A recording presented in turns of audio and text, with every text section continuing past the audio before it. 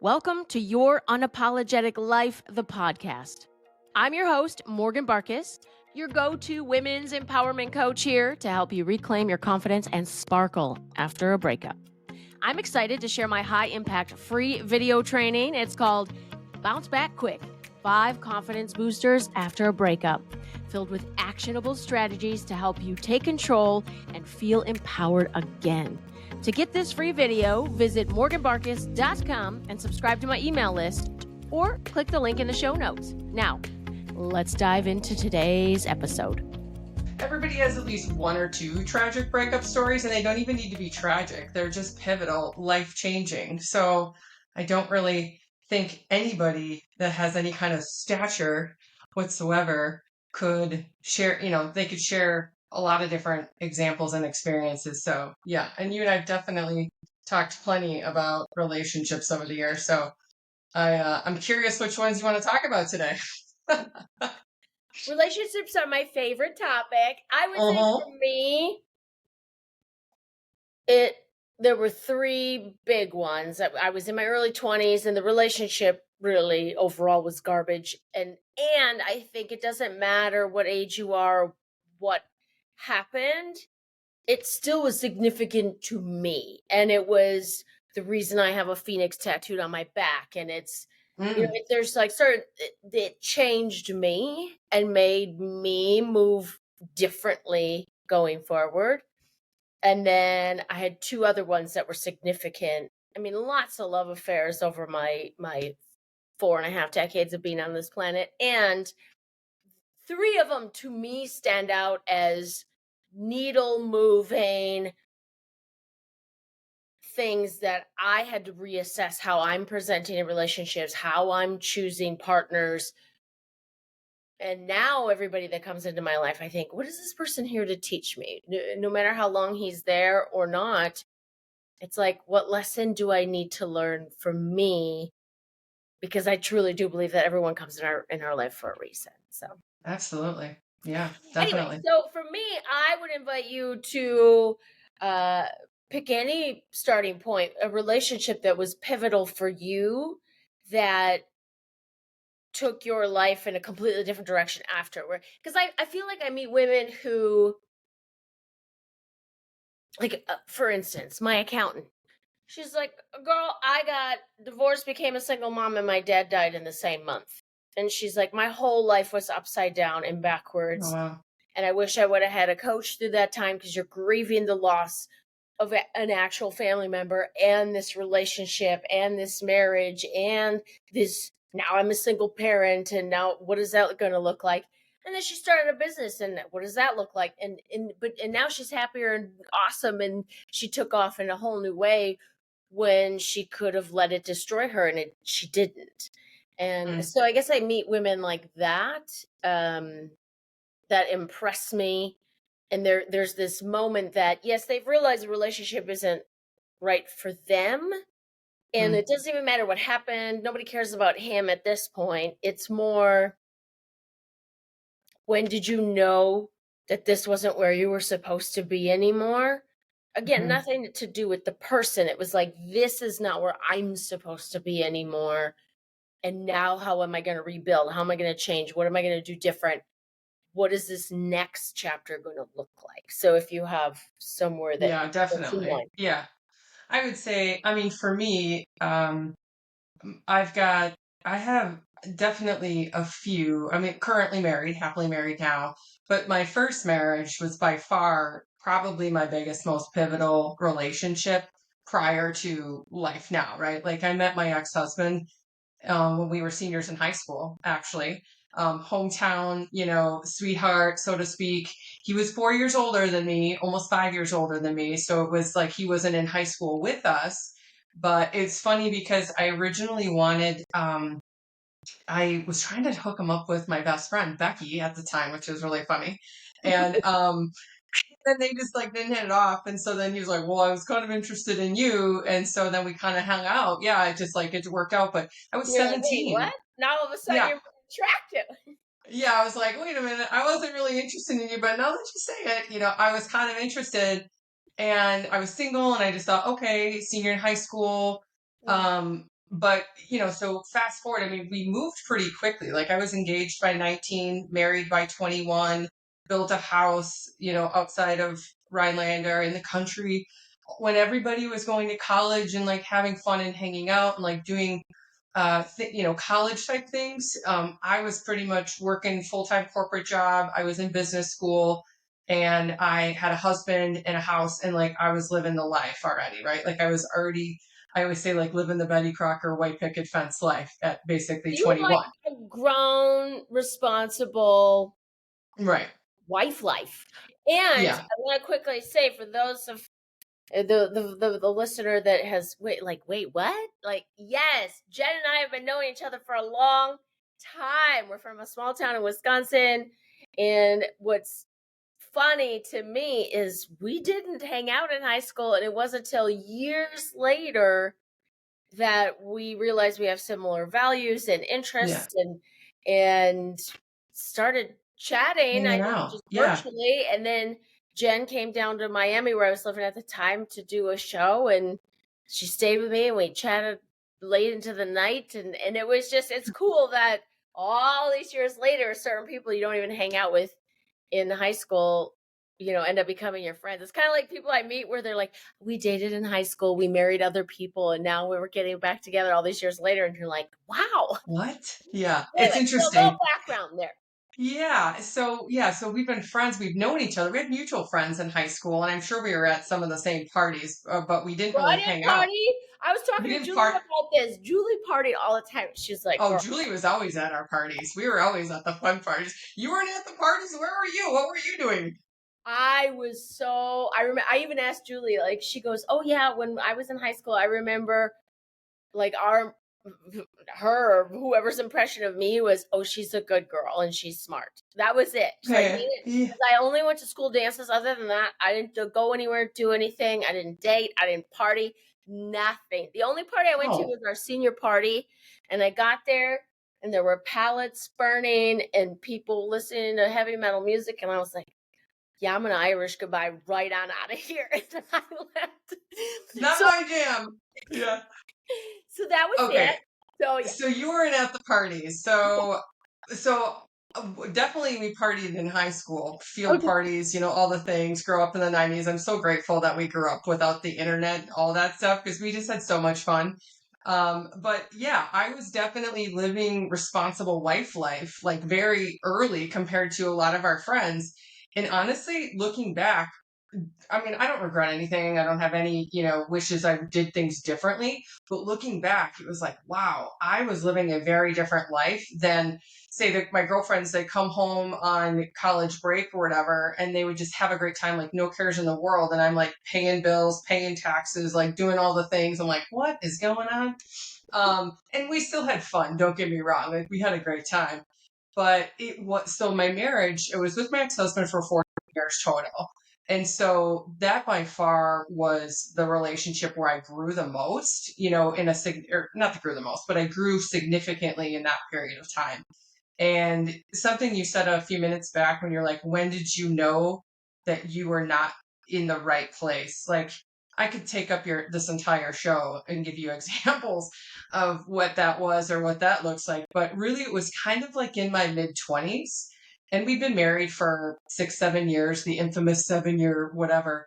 Um, but it was more so like he traveled a ton. He had a job that he was on the road all the time. So I was like home by myself all the time, which I've always been a pretty free spirited, independent person. So I don't need a lot of entertain. Like I can roll by myself. In fact, oftentimes I enjoy living, like doing things solo. I take solo trips. I go places. I'm very independent. I like my time. But there was a disconnect happening. There was definitely like I was going one way, he was going another, and our visions and our goals were just not aligning. And I could feel that. But we weren't really communicating it very well. Like I would say some things and he would just kind of like go along with it. But I realized that we are on different spectrums or frequencies of communication. I'm like, I'm going to put it all out there. If I've got a problem or I feel something or something's on my heart, I'm like, here's what's going on. Let's talk about this, right? Like I like to just put it out there. I'm not an argumentative person, so I'm never looking for an argument, but I want to talk about things And he did not. Like I could tell as we grew older, like he wasn't into communication. And I was like, I mean, at some point, sometimes I was even like, well, I'd almost wish you'd pick a fight with me just so that we could say some things, right? Fuck, yeah. Um, so I just had this knowing that we were more like roommates. Like I felt more like we were roommates than we Yeah. were husband and wife. And so I think the pivotal thing when I really knew is, like I said, he traveled a lot for work. He was gone. I remember several times, but one in particular, he called early, or he was supposed to be out of town for like a month or whatever. And he called and said he was coming home early. And I remember thinking, this was like a Tuesday or something. And I was supposed to go with my girlfriends, like to a concert or something. I would like have the whole weekend planned. And I remember thinking like, oh, I actually don't really want you to come home early. Like that was a very real realization that I had, that I was like, yeah, I don't actually want you to come home early. And then I remember sitting on my front porch thinking to myself, like when you were just saying, the lessons that you're learning with people. I remember sitting on my front porch at the time for a very long period of time thinking, what does this mean? Like, Mm. what does it mean that I'm not excited to see my husband? Like what does this mean? And I think I was having like this huge aha moment because it wasn't the first time I felt it or thought it, but for some reason this time it was just like goosh, like just hit me really hard. And I was like, I'm not in love with him anymore. Like I love him. He's a great guy. He gives me security and like all these things, but like we don't have it. Like, and I don't know, I don't want to say I don't know if we did. I'm sure we did at the time, but like we'd moved past it. And so I remember so I went I went to the concert with my girlfriends, right? He was very upset that I decided to go because he thought like he would be surprise me and come home and like we'd spend the weekend together. And I was like, no, I'm actually going to go with my girlfriends. And I followed my gut intuition and I went with my girlfriends and we had a great time and he was very upset. And so we ended up having some pretty deep conversation after that. And it was like, I said, I think we've got some problems. Like, I really just don't think that we're in alignment anymore. And that kind of started the conversation, like me really being real with my communication and just telling him how I felt. And then like all these things just started tumbling out, stuff that had been kind of buried in that I hadn't really expressed or said for many years. Um, but it all just kind of came flying out. And so, we spent about a year or two trying to work through that. I mean, because like I said, we're married. It's not like I was just ready to throw in the towel, but we separated for a little bit while I got some clarity on what I was thinking, what I was feeling. Um, he wanted some space. I was like, I think I have to miss you. Like I have to feel something. And like right now I don't. So that's definitely something that happened at that point in time, but that's also something that I've carried with me in other relationships. After obviously I got divorced and then I was dating and I was doing other people, doing other things, doing other people, doing other things. Yeah, doing, whatever, living life. In that span of time where I was not married, I really thought about that a lot, about like how I feel in and around that person. Like, do I really want to be with that person? Am I enjoying their energy, their conversation? Like, is there chemistry or whatever? Or is this forced? I can tell you right now, that was honestly one of the biggest lessons of my life, was that feeling of like, I don't want my husband to come home. So, I oftentimes, I you probably know this about me. I'm like a introverted extrovert. So I love performing, I love speaking, I love leading trainings or all that kind of, and boy, when it's time to retreat, I need a lot of alone time. Like I need to recharge, especially like work events and stuff. I need to go to the hotel room and just be like, I don't want to talk yeah, to anybody anymore. I need I'll see you in the morning. I don't want to even go out. Like I just need to be by myself for a while. And saying that, when I'm around someone, a gentleman, that I don't want the evening to end or I don't want him to go home, I'm like, okay, well, there must be something here because for me, it's like I Right. maxed out after a certain amount of hours, and it's like, well, this is really fun. See you next time. And if I don't want it to end, I'm like, oh, that's something. Because again, Yeah. I know myself, and so for me, that feels significant. That's how one of the measures for me is if I don't want the time to end, I want it to like pause and just last Like forever. revel in it. Yeah, I'm the Mm. same way actually. I'm like I said, I'm like I would not I don't know, maybe I am an introvert extrovert. I'm not quite sure. But I actually just came home. I was at a conference all last week and the same thing. Like in the evenings, I just go back to my room. I like to decompress. I like to take some notes. I like to read. I like to get into nature. Like I need some downtime. Mhm. But when it comes to relationships, like if there's a chemistry or there's a fire happening, like I want more of that. And so I think that's what I got attuned to at that in that period of time was like I wasn't like he'd been gone for weeks. Like you would think there would be some more like an energy and a draw, And a but my immediate longing, a right. longing, yeah. And there wasn't. And so that is actually like I said, that's what I carried with me, or and I have carried with me even like in friendships too. Like I mean, like if you're in this exhausted energy and people just like life sucking energy, it's that exchange of energy that you're like, oh, ooh, I want more of that. I want to spend more time with you, or I want to learn from you, or I want to be around you, or you're interesting to me and I like your conversation.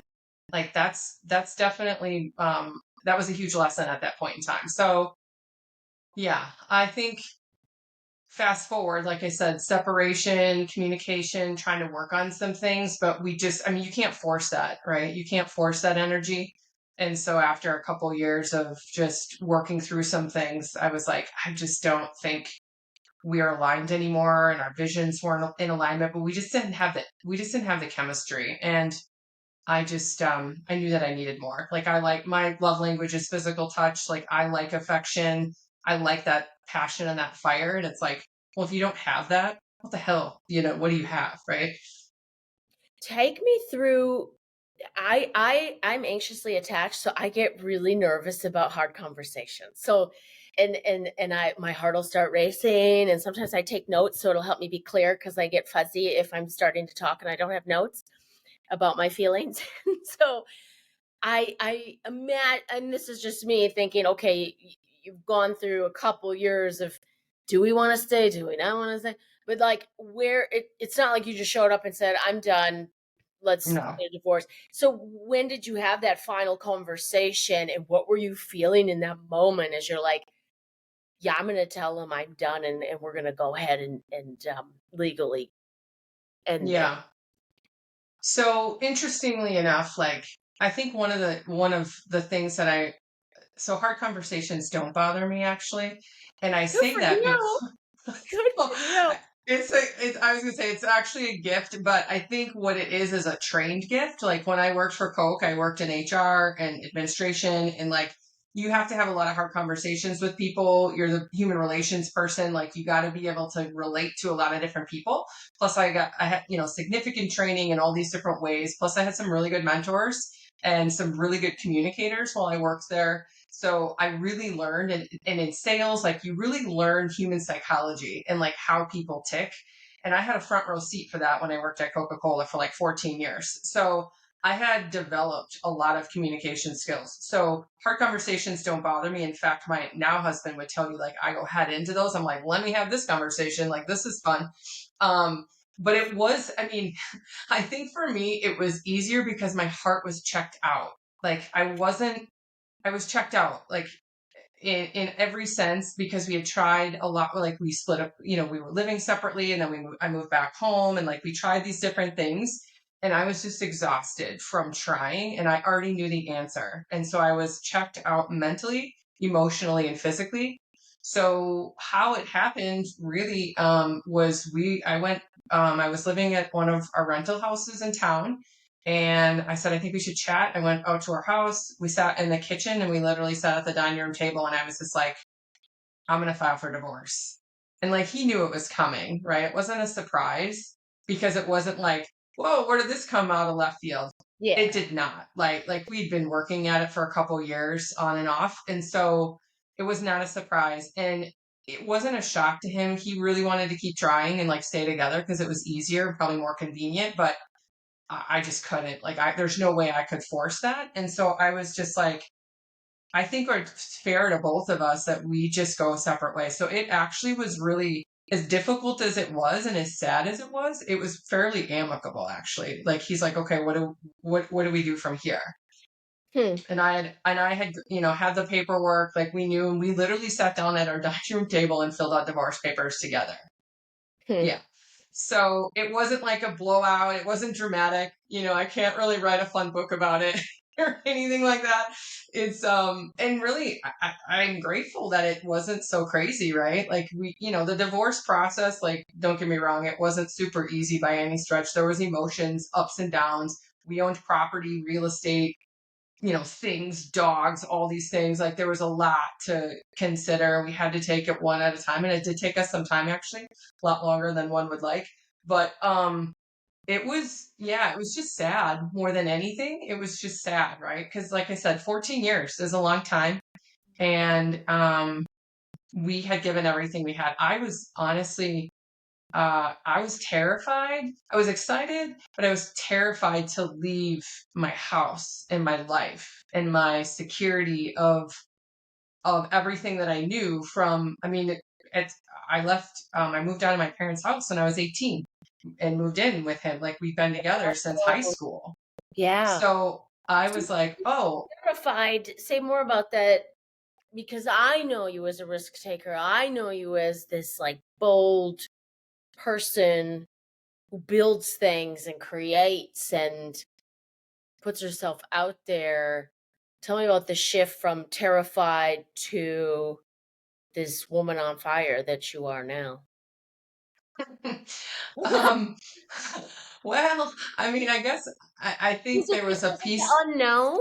I mean, because it is like you said. You go. I lived at home, and now I live with this man, and now I what by myself? I got to pay Yeah, all I my bet. bills. I got to find a place to live. I got. Is that Yeah. like logistically was it terrifying?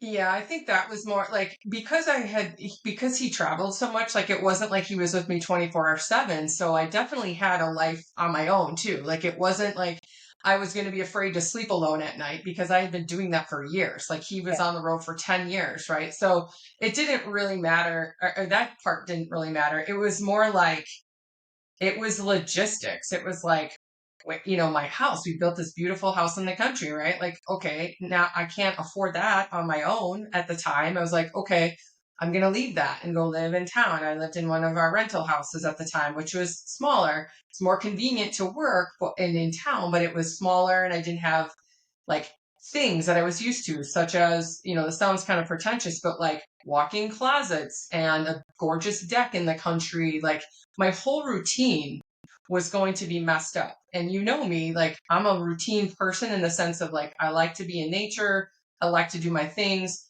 That was going to be completely thrown out the window and I had to start over in this new setting, and energy is everything to me. So I just didn't know what that looked like and how it was going to make me feel. Mm, Also, yeah, just like bills, security. Uh, I think the other thing that was kind of maddening and a little sad was like, I wasn't just married to him, I was married to his family. And so I was leaving an entire family, in laws that treated me like a daughter. We have couple friends, like, what small town life is, friends we've been friends with since high school. It's like, who are they going to choose? Like, who's going to be whose friend? I just didn't know how things were going to shake out. And then ultimately, which I don't want to say it made it easier, but as you know, I decided to kind of just hit the reset button and I actually quit my job. I was already moving into health and wellness. I had already made some changes physically in my life. Like that was one of the things is I had made some priority shifts in my health and well-being. And so I had made the decision to leave corporate and start my own business. And so shortly thereafter, I just left town and moved to Madison, started my business. And so that made it easier actually because it just made everything easier in the sense of like there's a lot of stress, but it made it easier to just kind of start over and not have to worry about running into those people or those people like family, sure. running into him. Yeah. because that was some of the stuff I was worried about. Was like, what is that going to look like in a small town? I So I am just very left. grateful that none of my exes live in the states that I live in. So I can never run into them, and I'm very grateful for that. Now, Yeah. I do want to ask because these are the kind of things that in my coaching program I would take people through, like processing the grief and like, wow, now what? Then it's Hmm. where do we want to go from here? What folks did you talk to? How did you get the chutzpah to say, I'm going to move? Because I've done that too. I mean, I had a relationship end when I lived in Minneapolis, Minnesota, and we were kind of on and off for 4 years. And I had to leave. I had to geographically, I went from Minnesota to Florida. I was like, I got to get as far away from this as possible. I got to reset, restart. I got to get out of here because, and sort of like you. And so some women are like, wow, you're really courageous. I don't know that I could have done that. And so, were there people in your life? Did you have a coach? Were the things you read, you listened to that gave you that like this is scary, but I'm in a because some people like quit jobs like you did. You did it all. You're like, I'm gonna quit a job, I'm gonna relocate, I'm gonna start a business. Like you did all the difficult things, and I'm assuming you had some support around that and some folks that were cheering you on and or mentoring you and whatnot. So say more about that. Yeah, I definitely, at that time, I didn't have a specific coach. Like I wasn't in a coaching program. Sure. However, I definitely had, like I said, I was working on my health and well-being, and I was like obsessed with just mindset. And once I got out from, like I said, the clarity that I got in like the inner intuition and the feelings, and like once I stepped into my own skin of like, no, this is actually not what I want. This is what I want to do. And I started making these decisions. And like the power behind that, like the fire, where did I get the chutzpah? It's like, oh, because I just quit my fucking job. And a lot of people just don't think you can do that. And it's like, but you can. And my mom was like, what are you doing? You're getting divorced. You don't have a husband. And now you're just going to quit your job. And I'm like, yes, that's actually what I'm going to do. Because I, and don't, again, I didn't just like do this overnight. This was a little bit calculated, right? Like I knew that this was a possibility. I was saving money. We had some real estate. Like I was doing some things like laying the runway, putting myself in a security situation where Mhm. I could make these decisions. I, and so like the motivation and the fire that I got internally for being able to be in my own power was like, ooh, this is fun. This is juicy. I'm going to do this. And I just got really clear on who I wanted to be. And I think probably one of the most powerful things that I did, and I was actually thinking about this morning, like what was one of the most impactful things that I did after I decided to leave that marriage. And that was, I decided to stay single. Like I wasn't going to get involved with anyone else. I wasn't interested. I just wanted to hang out with my girlfriends and my inner circle. I wanted to spend a ton of time by myself. And I wanted to just get like really grounded in who I am and just selfishly spend time on me. Like Mhm. I was working out a ton. I was going running with my girlfriends. I'd go to dinner with whoever I wanted. Like I was just doing whatever I wanted all the time with no attachment to anybody. Right? Exactly. Like, you meet someone and I would be like, don't fall in love. I'm not interested in dating. Like, I just want to hang out and be friends and just do Jen. Like, I really just spent a very intentional amount of time pouring into myself. And that felt so good to not be working on anyone else. And so that just fueled my fire. Like the more I spent time with myself doing things for me, the more aligned and on fire I felt and empowered to do other things that I wanted to do. And then suddenly it was like the smoke started clearing and the runway wasn't just like this, it was like expansive, right? Like now it's like, oh, what else do I want to do? Oh, I'm going to move to San Diego. Okay, that sounds fun. So it was just like the power to give yourself permission to go do whatever you want to do. That was my fire. So I Sure. really didn't have a ton of coaches or mentors. I was working, my friend Ashley who, Ashley Meyer from Organique, like she was really helping me hone in on my health. And I was doing my muscle testing. I was really getting mental clarity. I was doing a lot of things to elevate my energy. And the more I did that, the more it was like, let's go, let's go, let's keep going, let's keep going. I think it's so important because that's one of the first things. I have this like free training if people sign up for my email list, and it's like, we're the 5 fastest ways to like get your confidence like boosted up, because everybody needs like a jump start after something Yeah. that kind of has drugged them down, if you will. And Mm, first is like get your money right, and one of them is get your body right. Like your yep. physical and mental health are totally coordinated. So if you've kind of gone off the rails or let that part of you go, you mentioned starting to work out and really focus on your health. Were you journaling? You mentioned mindset. So part of that was that Mhm. reading. Was that what was feeding into all these things that were helping you feel more powerful and on fire? Besides the reading. Definitely. Yeah, definitely reading. I got really kind of obsessed with reading self-help books and like just everything. And I'm still obsessed with book. Like the book I just started is called The Ego is the Enemy, right? Like it by Ryan Holiday. Just started that yesterday. He was at the event I was at last week, just talking about making decision, the difference between intuition and ego and like moving with alignment versus your ego. So those types of books, I got obsessed with listening and reading self-help or personal development type stuff because I had never really dove into that. Like I said, I was in corporate business, learning HR, business, money, analytics, all the stuff. Like I can run business, but like I'd never spent time on myself, and I was like addicted to it. Like it was like a drug for me because I would read a book and then I'd do the things and then I'd elevate. I was like, "Oh, interesting. Okay, let's do that again." So I was definitely reading a ton.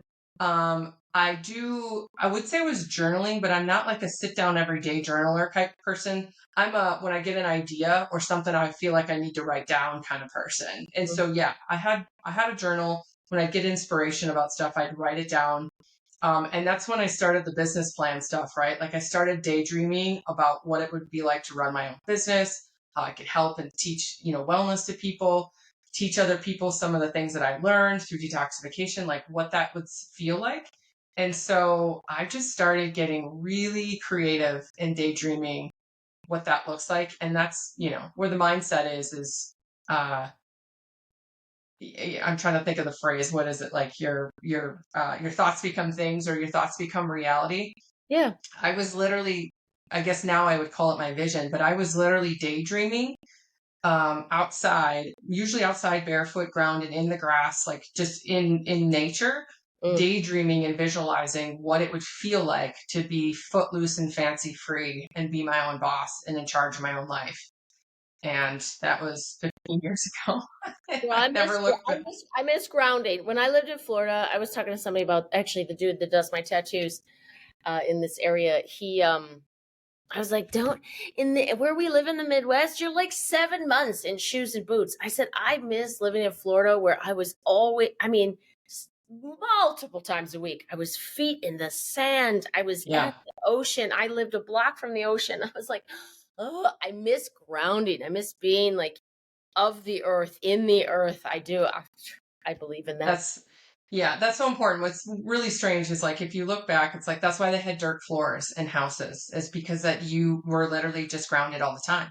And so now we have wood and all these synthetic materials, and then we put on rubber sole shoes. So when are our feet truly on the ground, you have to intentionally go do that. So that's definitely a practice that I've always kind of done. And so when I started to really like plug into the earth, like I said, on a deeper level, I started reading these books, Joe Dispenza work, all this, Tony Robbins, all the big player names that you recognize now.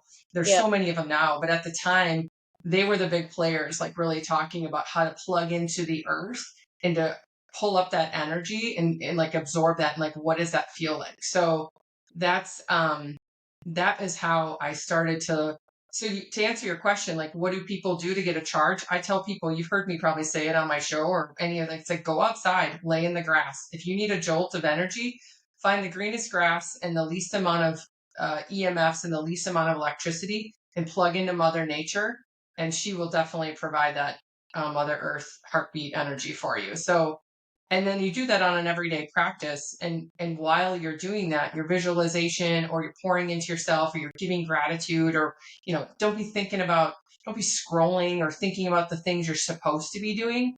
You tune in, and that's what's going to continue to pull you up and out of the funk. Hmm. Tell me about any times that were felt like stumbling blocks and or I'm not saying not even stumbling blocks, but times where you struggled.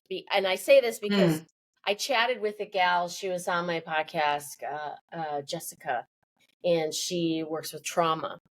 And mm. she, because you think of trauma, and everybody has little T trauma, big T trauma, whatever, and it affects us. And you can go, see a coach or a therapist and talk about that, and figure out where it came from and how to handle it when it comes up, and blah blah blah. And she was saying, because yes, you have an event, but sometimes you're actually tied to a place. Like if you went to a physical place and that trauma occurred there, you're gonna feel those feelings again. And she also said there's timeline trauma, and I was like, oh, so that's why in March, when I ended a very significant relationship this year in March, a year later, I was having a lot of feelings, and I was Oh, journaling a interesting. lot, and I was finding that I was feeling sad and crying, and I'm like, what is happening? And then I realized in the timeline, it's been a year. And so I'm Mm. almost like trauma bonded with that time. And so just trying to process that. And so anyway, I'm just wondering if there were any points where you're like, wow, I'm reading the things and I'm grounded, I'm working out, I got good people around me, I'm hanging out with women that are making me feel empowered and powerful.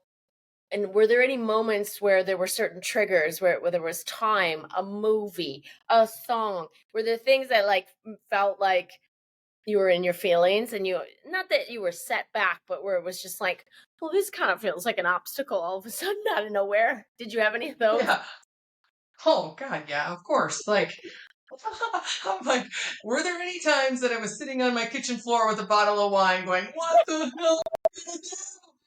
Yes, the answer is yes, absolutely. So Anybody who it tells hasn't all been sunshine and rainbows post. Yeah. Okay. No, no, no, no, no. No, the highs are high and the lows are low, Okay. especially when you're working through the trenches of things. And yeah, I would say as it relates to my marriage, that or my first marriage, I think because I was so mentally and physically and emotionally checked out of that by the time we actually signed on the dotted line to get divorced, like I had already worked through all of Mhm. those emotions in that period of time. Like those last 2 years were definitely my years where I was like, can I do this? I don't know if I can do this. I told you I was living in one of our rental houses. Do you know how many times like I was talking about the walk-in closet, and that sounds pretentious, but that was a real thing because I had all these things and all these luxuries. And I remember sitting in my little, 3-bedroom house that just had like I don't know, like 1,000 square feet, maybe 1,200 square feet. It was much smaller than our other home. And I was like, what am I doing? How am I, and again, I know that sounds crazy because I'm just grateful that I had a house, but I had emotional draining experience where I really, really questioned, could I do this on my own? Like, did I make a mistake? How on earth am I going to, find a guy interested in me? I'm divorced, like that's not cool. Although now I feel like a lot of people are divorced, but it's like at the time I was like, I felt like I was not going to be worthy of a new relationship. So yeah, I had plenty of like, oh shit moments. Like, what am I going to do now? Plus, the other thing I think that was kind of an obstacle was like maybe he wasn't the right husband. I always say it wasn't a bad guy, he just wasn't the right guy, but it was still like the security of having a friend or the security of having somebody to talk to Every or day. Yeah. every day, right? It's just like I was lonely. And so that was an adjustment of as much as I enjoy being solo and being independent, there was a period of loneliness. And also because I had dogs, I had 2 dogs, I had two labs at our house. And that in and of itself, animals really fill the Mm. space and heart in your home. And they were like little kiddos to me to some degree. Like I really, the security of having them for 11 years and then not, that was devastating. I was devastated to leave them. And Yeah. so plenty of times where I was feeling in the tank and on the floor with a bottle of wine. Um, but I feel like, I had a couple of really good girlfriends, one in which that was actually going through a similar situation at the time. So we were really, really bonded in helping each other through those times. And so I would say getting clarity on who your true friends are and who you can really count on to be 100% raw and real and authentic with no judgment. Like that's important. I had that with my girlfriend. And that was really important because we could say whatever, there was no holding back, there was no hiding anything. And, like things that maybe I'd want to talk to my mom about, but I didn't want to talk to my mom about because I didn't want to scare her, upset her, or just things I didn't want to admit. I had a couple of girlfriends that I could really just unload on if I needed to, and they were there. And so that was really, I think, important for you to have a really tight inner circle. Um, and then, I think that was when I started learning podcasts and just like starting to listen to most of it was on YouTube, Abraham Hicks, 5-10 minute self-help reaffirmations.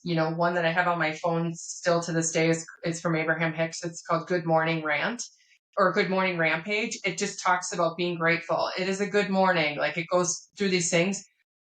I to this day, like I just listen to it when I'm traveling. I always listen to it in the mornings while I'm getting ready, like different things. And so just having a couple of tools in your toolbox of like, if you're feeling really down and maybe you don't want to call somebody, having a couple of things or recordings on your phone or access to that you can listen to just get a bug in your ear for 5-10 minutes to kind of get the mojo back a little bit. So those were kind of some of my secret hacks at the time.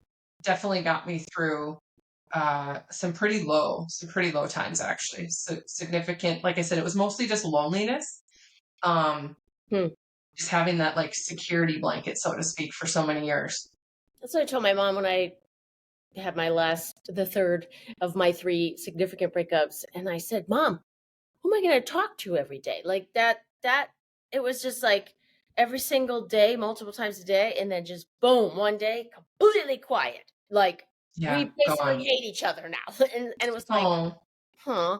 And Mom's like, well, you can text me. I said, yes, and it's different when you have a yeah, partner, just like you and dad banter and you have your little inside jokes. Cause like very, very rarely she'll accidentally text me something she meant to send my dad. And it's funny. And I know that they're like in a conversation and they were joking about something or there was something that they were bantering about. And it's just different when you have a partner. It's yeah. just different. And so it is this suddenly like, wow, okie doke. But I will say, like the girlfriends are really a powerful thing. I remember many, many years ago, I have a brother, and my best friend in high school was a guy. So for me, I was always like kind of like hanging with the guys, if you will. Mm.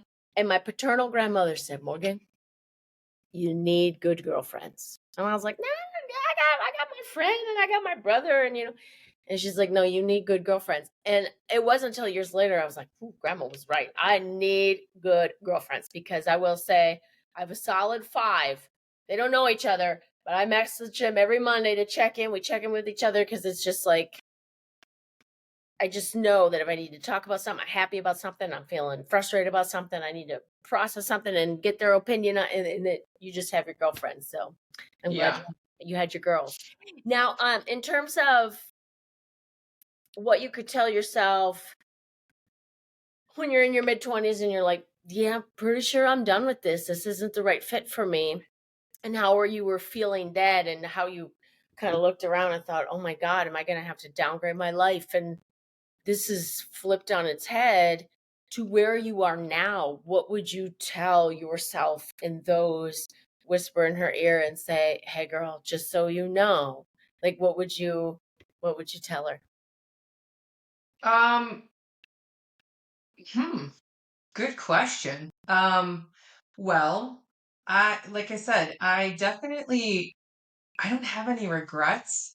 I don't have anything really that I would say like, oh, I wish I would have gone back and done this or done this differently.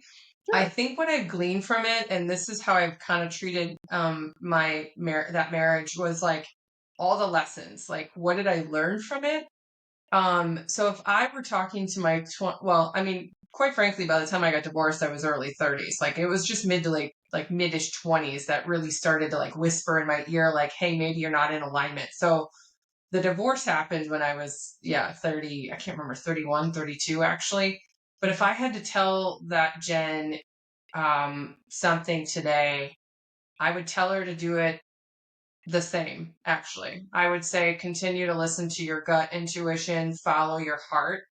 And I probably would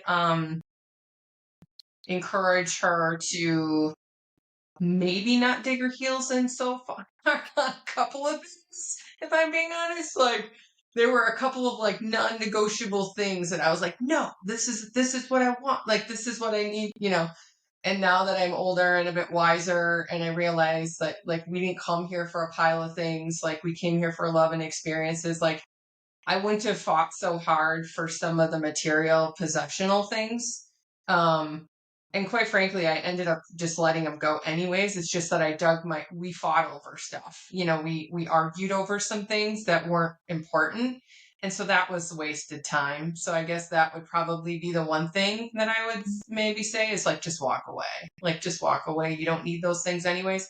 And you get really clear on how many handbags and pairs of shoes you need when you have to pay movers by the pound to move your shit across the state. You get really clear on like, do I need all those handbags? You know, like I literally sold off and like just gave things away when I left town because I was like, you know what? I actually don't need some of this stuff anymore. And I have my staples and I have my things. I'm going to bless and release some of this stuff and just start over. And so that's what I did. So I don't know. I stayed pretty true to myself though on most things with that. And that's why it did take so long to let go, is because I didn't want to just like rip the band-aid off and just like basically throw a grenade. I was like, no, we're going to try to thoughtfully work through some of this stuff. It was just like the real estate stuff and some of our possessions that we'd had for a really long time that I was having a hard time. I had some attachment issues with some of the stuff, but now it's like, whatever, you know, I didn't need it. I don't, you know. So that's probably the main thing, is just be less attached to things and be more aligned with your heart and yourself. Um, I know a lot of people that spend a lot of time fighting and arguing over things, and it's like, yeah, I just don't, yeah. So I think that that's probably the one thing I would have maybe told her, is to be easier on yourself, to bless and release the thing. Um, but everything else, like I again, I'm really grateful that I just left town because I was able to just kind of walk away and not have to explain myself to anyone or anything. Or like I said, wasn't like hanging out in the bars or hanging out in town. People, you know, small town stuff, people talk and had questions. And I was just like, oh, see you later. See you later. See you around. And it's great. I mean, obviously I love Rhinelander. I was just there last week or last weekend, and but it was a good reset button. That's bananas. I was just there last weekend as well. My niece graduated. Oh yeah, tis the season for graduation parties. Yeah, I was there for less than 24 hours, literally. It was just up for a party and back home. So yeah, but I love it. I mean, I love hometown. I love family and spending time. There's nothing more important and there's nothing more rewarding and relaxing than small town northern Wisconsin. But I am grateful for the life and the business and the new life that I've created outside of that too. In summary, I would say if you follow your heart, your life gets better and better because it seems Yeah. like you're pretty happy, yeah? Oh yeah. Yeah. I think I mean, that's been my overarching, like I said, that day on the front porch, you know, what was that? 15 years ago now, maybe more. I don't know. How old am I? Yeah, I was going to say, let me just check here for a moment. I don't feel 44. Just by the way, I'm sure you don't feel. I'm like, age is just a number. Like the older I get, the more fantastic I feel, to be quite honest. So I know. I'm like, I forget how old I am. People ask me, and I'm like, I don't know. Oh, I think I'm 44. I'm like 1981. Okay. Um, I just feel like if I make decisions both in business, like this is how I operate my business, I go off my gut intuition. If I'm feeling like I have to follow my heart, I have to follow my gut, sometimes I have to sit with it a little bit longer. But I went with my heart and my gut, back then, and everybody thought I was crazy. My own mom, like nobody really knew we were having the troubles that we were having in our marriage, quite honestly. Like I wasn't telling a lot of people.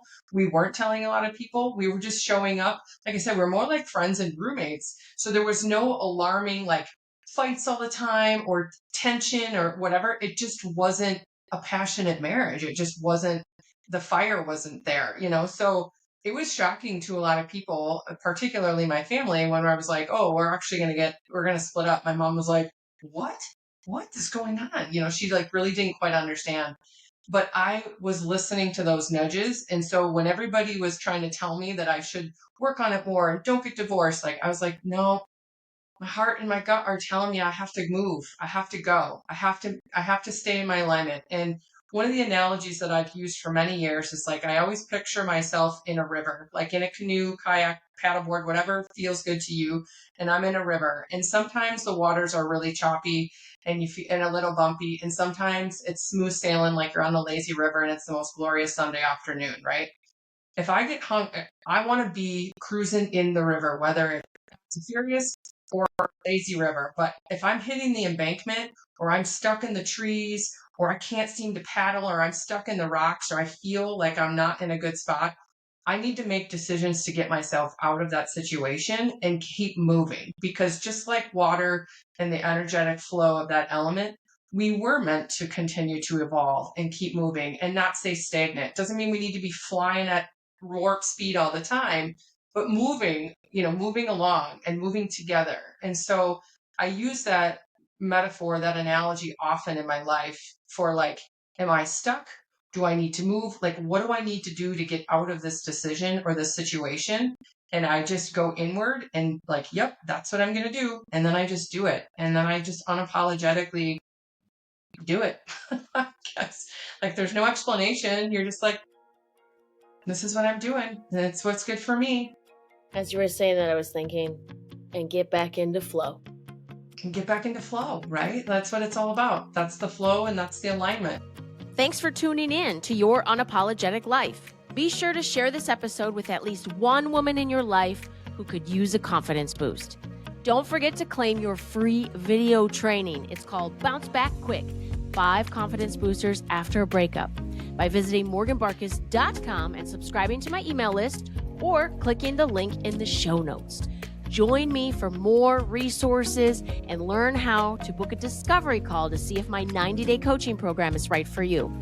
You've got this, girl. Let your unapologetic life begin.